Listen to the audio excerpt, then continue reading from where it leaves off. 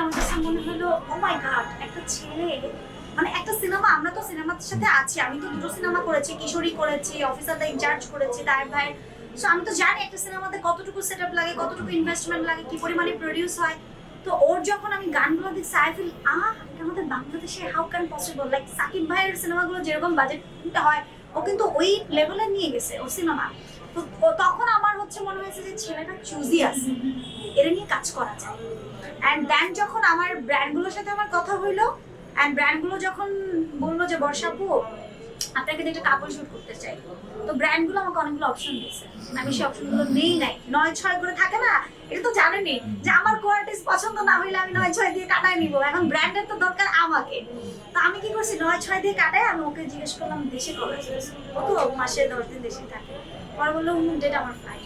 পরে আমি বললাম পেজ লিঙ্কগুলো পাঠালাম যে এই 3টা ব্র্যান্ডের সাথে তোমার কাজ আছে। পরে বলে কি কাজ, পরে আমি বললাম, পরে ওর সাথে আমার কনভারসেশন হলো, ও বললো ওকে ডান ঠিক আছে। পরে আমি আমার কেন জানি মনে হলো যে ও পারবে, মানে আমি যদি একটু গাইড করি এবং আমার যে সার্কেলটা 17 জনের টিমটা আমরা যদি একটু গাইড করি পারবো। সাকিব ভাই চেঞ্জ হয়েছে না, কত সুন্দর লুকে চলে আসছে, ইটস পসিবল, মানুষের দ্বারাই সম্ভব। তো পরে আমি আমার ব্র্যান্ডকে বললাম এরকম এরকম একে নিয়ে কাজ করতে চাই। তো ব্র্যান্ড তো ফার্স্টে চিনে নাই, যেহেতু ডার্ক ওয়ালটা আসলে আমাদের প্রমোশনটা মনে হয় একটু কম ছিল, তো ডার্ক ওয়ালটা চিনে নাই। পরে যখন আমি আমার কনফিডেন্ট লেভেল দিয়ে আমি স্ট্রংলি বললাম তখন ব্র্যান্ড বলল ঠিক আছে আপু ওকে।